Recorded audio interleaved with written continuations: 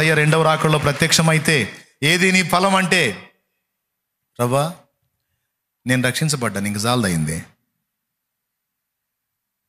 అరే నలుగురిని రక్షించావా? ఎవరు? నేనా? అసలు ఆ పని మనం పెట్టుకోలేదుగా. అసలు మనకెందుకు? అసలు ఎవడు ఎట్టపోతాం? అసలు మనకెందుకు తండ్రి?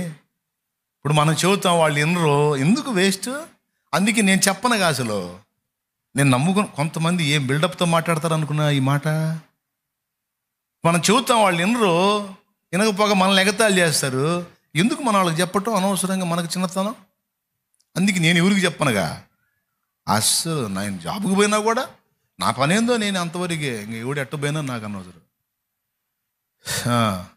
ఒక్కడికి కూడా చెప్పలేదు, ఒక్కడికి కూడా చెప్పలేదు. ప్రభువా ఎట్ట పుట్టావురా అయ్యా. అరే ప్రేమ ఉందిరా నీ దగ్గర, ఏమన్నా ప్రేమ బోల్డ్ అంత ఉంది నాయన. మావిడిని అడిగి ఎంత ప్రేమించాను. ఆ పిల్లల్ని అడుగు ప్రభు ఎంత ప్రేమించాను. సాటి పొరుగువాని పట్ల ప్రేమ కలిగి ఉండమన్నాను కదరా. నీ దేవుణ్ణి ప్రేమించు, నిన్ను వల్ల నీ పొరుగువాన్ని ప్రేమించమన్నాను కదా. ప్రేమించమన్నా అంటే మరి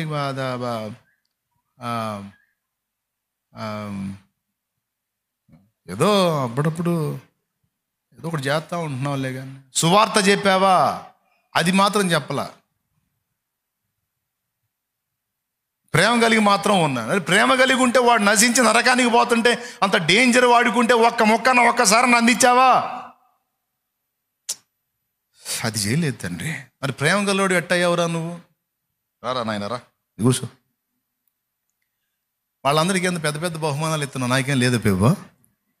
అరే నీ ముఖాన్ని నువ్వు పరలోకం వచ్చిందే చాలు, నోరు మూసుకొని కూర్చో. ఇంకా నువ్వు మళ్ళీ ఎక్కువ తక్కువ మాట్లాడు. బహుమానం అంటే బహుమానం ఏం పొడిచావంట నీకు? బహుమానం ఏం పొడిచి నలుగురిని రక్షించావంటరా? కనీసం ఒక్క నన్నా, అది ఒక్క కాయ ఉన్నా నేను చెట్టు చుట్టూ తిరిగి చూసి ఒక్క ఫలం ఉన్నా నేను సంతోషపడతానురా.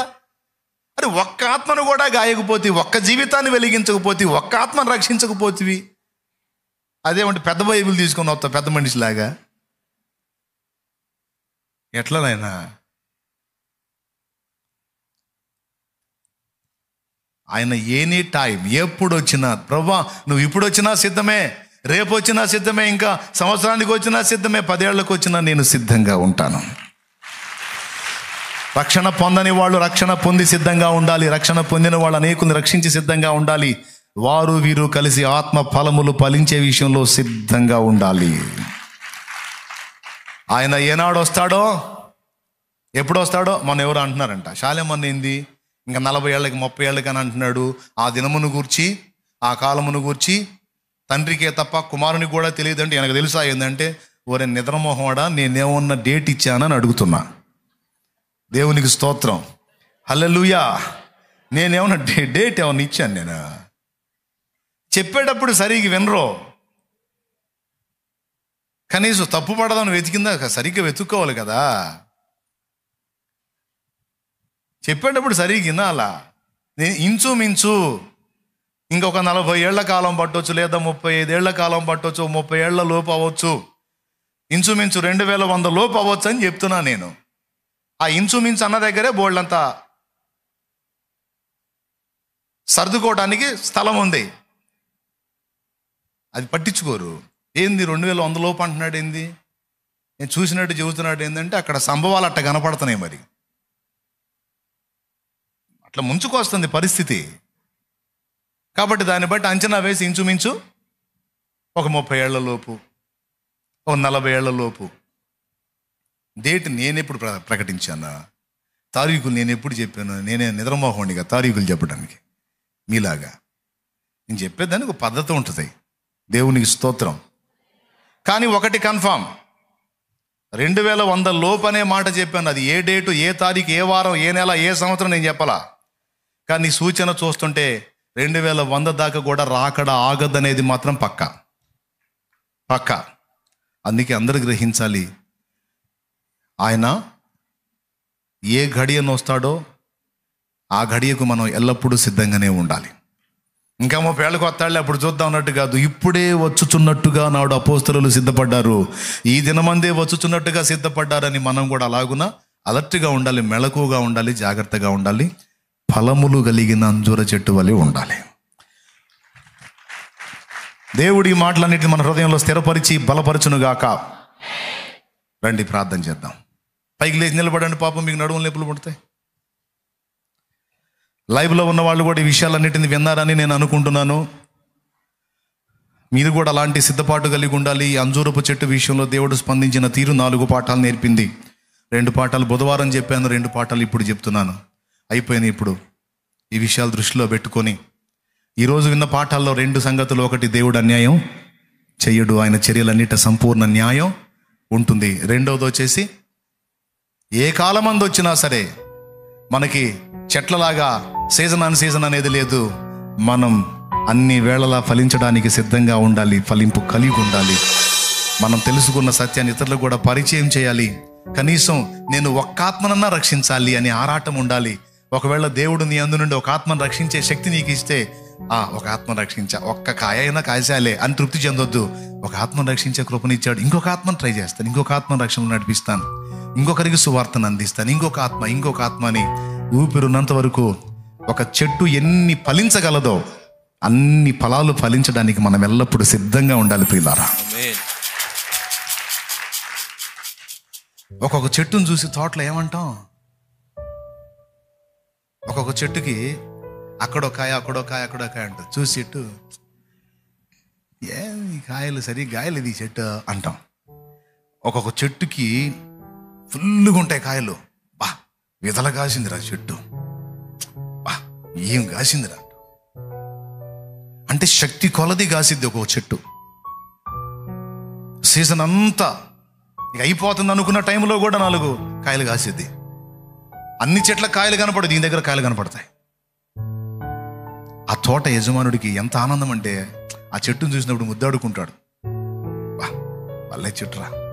వచ్చినోడు కూడా చూస్తాడు, ఇప్పుడు ఈ చెట్టు చూసా కదా, ఇంకో చెట్టు చూపిస్తాపా, మామూలు కాయదు అది అని ఆ చెట్టు దగ్గరకు పోయి ఆ మొదలు తట్టి, మనగాడి చెట్టు దాన్ని దమ్ము కొద్ది కాసిద్ది. నేను అందుకే ఎవరు వచ్చినా సరే ఈ చెట్టునే చూపిస్తా అని తోట యజమానుడు చెప్పుకుంటాడు. అట్లాగా మనల్ని బట్టి యేసయ్య అనాలి, నా బిడ్డ ఆఖరి శ్వాస విడిచేంత వరకు కాపు కాస్తానే ఉంది నా బిడ్డ. శ్రేష్టమైన కాయలు కాసింది, విస్తారమైన కాయలు కాసింది. ఏ రోజు కూడా తన కోసం ఆలోచించకుండా నా కోసం ఫలిస్తానే ఉంది ఈ చెట్టు అనే సాక్ష్యం మనల్ని గూర్చి ప్రభు చెప్పున్నట్లు మనం ఎల్లప్పుడూ సిద్ధ మనస్కులమై ఉండాలి. క్రీస్తు కోసం ఫలించాలి. గుర్తుపెట్టుకో, నీ ఆదరణ కోసం ఈ మాట చెప్తున్నా. ఏ చెట్టు అయితే దేవుని కోసం ఫలించడానికి ఆశపడుతుందో ఆ చెట్టుకు కావలసినవన్నీ ఆయన చూసుకుంటాడు. ఆ చెట్టుకు కావాల్సినవన్నీ అంతే కదా. మరి బాగా కాపు కాసే చెట్టుకి ఏం చేస్తాం మనం? మిగిలిన చెట్లకైనా నీళ్ళు ఎండగడతామేమో కానీ, అరే ఆ చెట్టుకు పెట్టావా అంటాం తోటమాలితో. ఏ చెట్టు అంటే అది మధ్యలో ఉన్న చెట్టురా, బాగా కాపు కాసిద్దిగా, దానికి పెట్టలేదన్న ఇటుకి పెట్టా, ఒరే ఇవైనా పర్వాలేదు అది కాసిద్దిరా, దానికి తక్కువ లేకుండా చూడరా, దానికి నీళ్లు పెట్టరా, దానికి ఎరువు వేయరా, అది నువ్వు ఎంత బలం ఇస్తావో అంత కాపు కాసిద్దిరా, అలాంటి చెట్టురా, ఆ చెట్టుని బాగా చూడరా అంటావా? లేకపోతే నీళ్ళు పెట్టలేదు పానీలే అంటావా? కాసే చెట్టుకి ఎక్కువ కాపు కాస్తాం, కాసే చెట్టుకి ఎక్కువ మన్నన చూస్తాం, కాసే చెట్టుకి ఎక్కువ బలం వేసుకుంటాం, ఎందుకంటే అది కాస్తుంది. అలాగే దేవుని కోసం ఫలించే జీవితాలని దేవుడు తన చేతుల్లోకి తీసుకుంటాడు. దేవుని కోసం ఆశ కలిగి ఉన్నటువంటి వ్యక్తులు, ఫలింపగోరి ఆశించేటువంటి వ్యక్తులను దేవుడు తన చేతుల్లోకి తీసుకుంటాడు. ఈ పిచ్చిదానికి తన సమస్యలు, తన బాధలు, తన ఇరుకులు, తన ఇబ్బందులు ఏం పట్టవు. ఏకాడికి ఆత్మను రక్షించాలి, అనేకుల్ని నరకం నుంచి కాపాడాలి, నన్ను మహింపరచాలనే ఈ పిచ్చిదానికి ఎప్పుడు ధ్యాస. నేనే ప్రపంచం